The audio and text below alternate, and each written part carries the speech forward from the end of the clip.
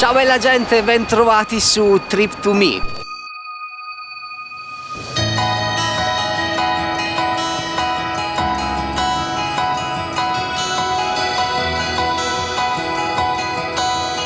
Quest'oggi siamo a Kiev, la capitale dell'Ucraina.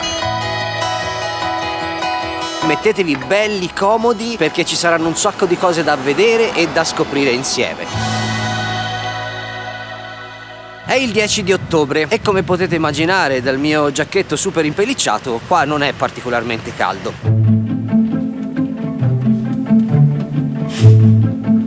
Fuori sta piovendo e tira un sacco di vento, quindi ne approfitto per farvi vedere la mia casa. Che tipo di appartamento si può affittare? Questa è la mia cucina, ingresso con tutto il suo corridoio, living room e diciamo camera da letto di notte. Non c'è il letto ma c'è un sofà. Il panorama. Un appartamento come questo lo pago circa 18 euro al giorno, trovato su Airbnb. Un rapporto qualità-prezzo assolutamente niente male, anche se gli standard di pulizia che ho trovato al mio arrivo non sono proprio esattamente come quelli che abbiamo in Italia. Ma incredibile ma vero, sembra che adesso stia per uscire il sole, perché qui il tempo è così, cambia in continuazione, quindi ne approfitto per portarvi fuori e farvi vedere un quartiere molto interessante che ho scoperto non troppo lontano da qui.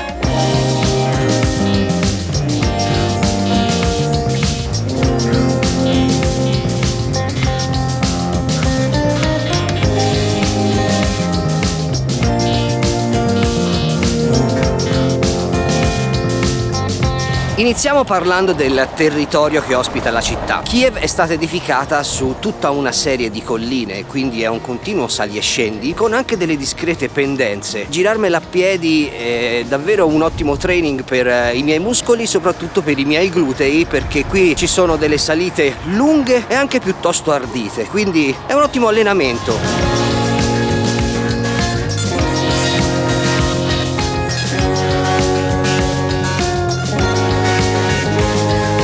Questa è una città davvero molto verde, ci sono un sacco di alberi ovunque, parchi bellissimi. Sono rimasto talmente affascinato che mi sono un po' perso nel mio viaggio, no? E quindi è bellissima, ci sono un sacco di cose davvero interessanti. Poi la storia di Kiev è veramente molto molto importante, perché molti non sanno che l'impero di Kiev un tempo era maestoso, è stato uno dei più grandi d'Europa. Si estendeva dalla Polonia fino a buona parte della Russia, insomma una cosa piuttosto importante.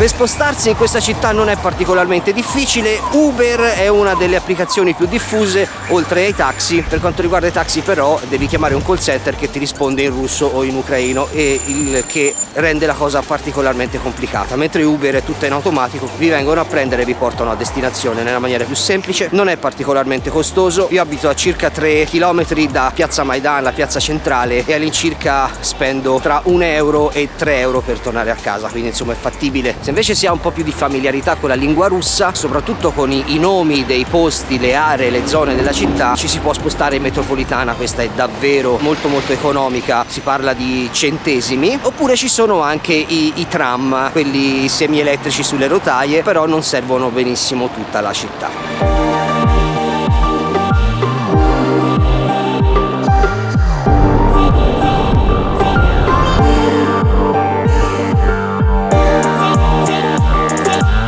Questa è la stazione centrale di Kiev.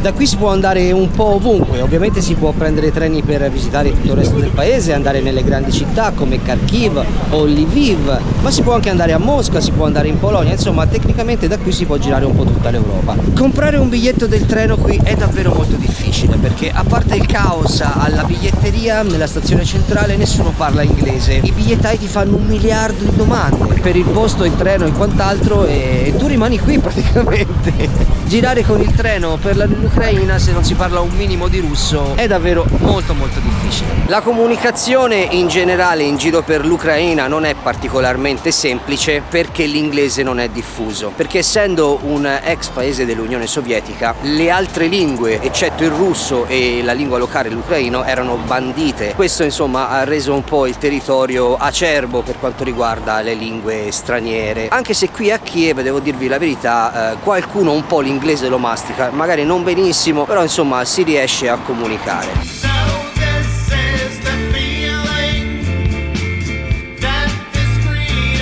Il cambio della moneta è piuttosto favorevole, anzi decisamente favorevole se arrivi qua con l'euro, perché con un euro ti danno 31 grivna e 40 all'incirca. Se si considera che un caffè costa circa 15 grivna, quindi sui 50 centesimi, non è affatto male. Si riesce a fare una buona spesa spendendo 7-8 euro.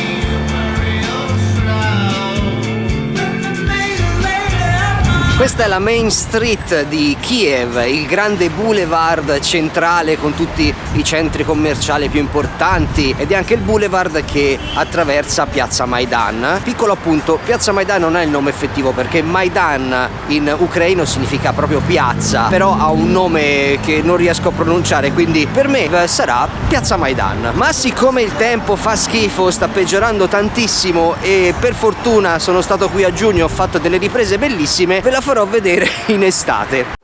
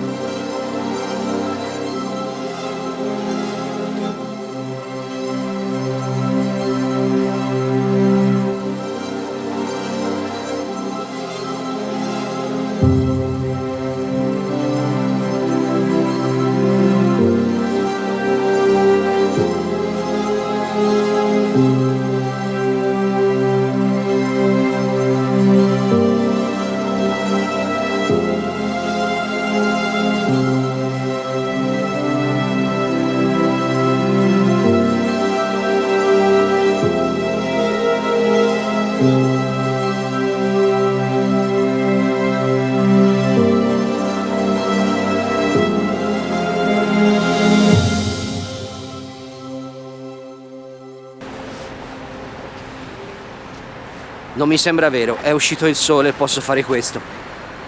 Oddio, gli occhiali da sole qui è quasi un sogno.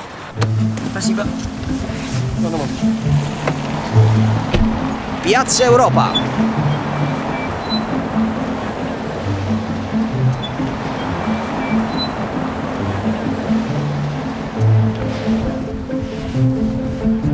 Monumento della Fratellanza, questo è uno dei reperti della vecchia Unione Sovietica che si possono ancora trovare a Kiev. E l'arco è veramente grande, gigantesco. Sapete che l'Unione Sovietica amava creare questi monumenti così maestosi per dimostrare quanto fosse grande, forte e potente. E con il cazzo piccolo secondo me. Let's take a ride. Just you and I, somewhere we've never been. We'll get up and rise, loosen the ties, all we've been holding in. Right now I'm gone. Questo è il fiume Dnipro e taglia in due la città di Kiev. Divide la parte ovest, che è quella più antica, dalla parte est, che è quella più moderna, più residenziale.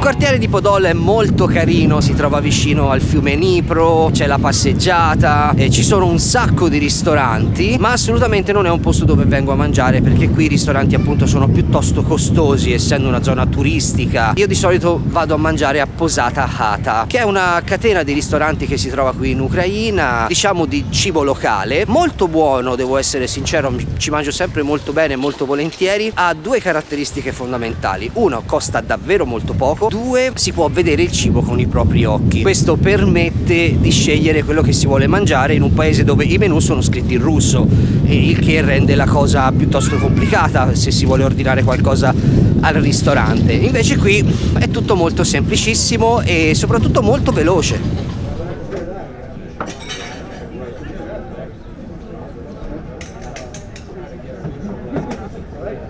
Il mio pranzo di oggi: insalata greca, scaloppina con funghi, viennese, baguette. Diciamo che non è proprio cucina tipica locale oggi, ma avevo voglia di cambiare un po' e quindi oggi mi mangio queste buone cose. Una cosa che assolutamente vi suggerisco di provare se venite qui: una specie di ravioli che fanno ripieni o di patate o di carne, ma anche ripiene di ciliegie, e i funghi, perché qui cucinano tantissimi funghi e sono davvero molto buoni.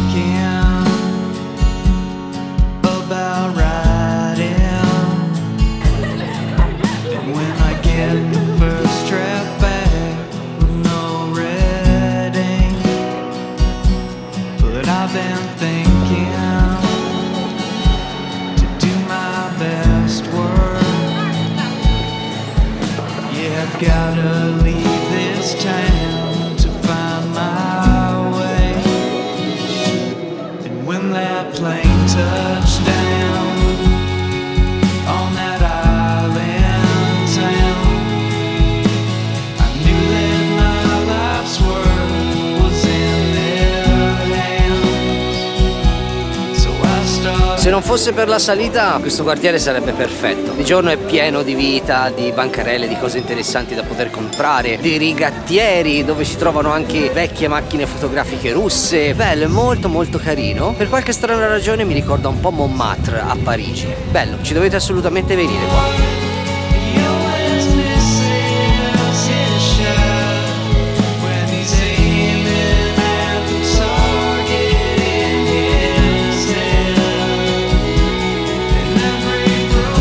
Questa è la via degli artisti e dei pittori e devo dire che si vedono le cose veramente molto belle, incredibili. Se siete amanti dei quadri dovete assolutamente venirci in questo posto, che si trova esattamente sotto la chiesa di St. Andrew, che si vede lassù in cima sulla collina. Non è difficile da trovare, basta che chiedete della chiesa di St. Andrew, è una delle più importanti. Lights out, lying in your arms, and these feelings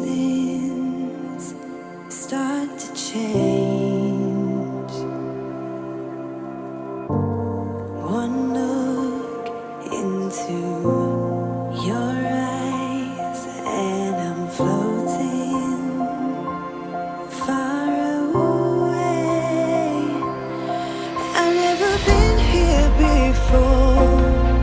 I don't know the score, but I never wanted you more than I do tonight.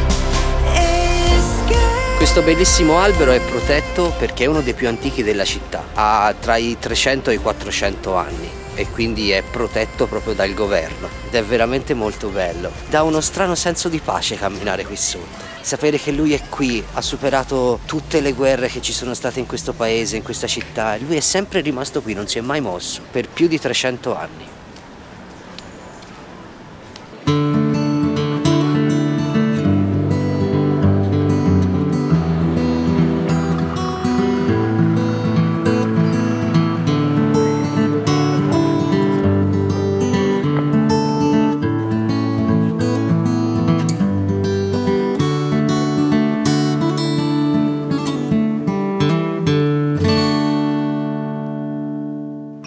E anche questo viaggio alla scoperta di Kiev è giunto al termine, ma le esplorazioni ovviamente non terminano qui. Noi ci rivediamo nella prossima avventura da qualche parte in giro per il mondo.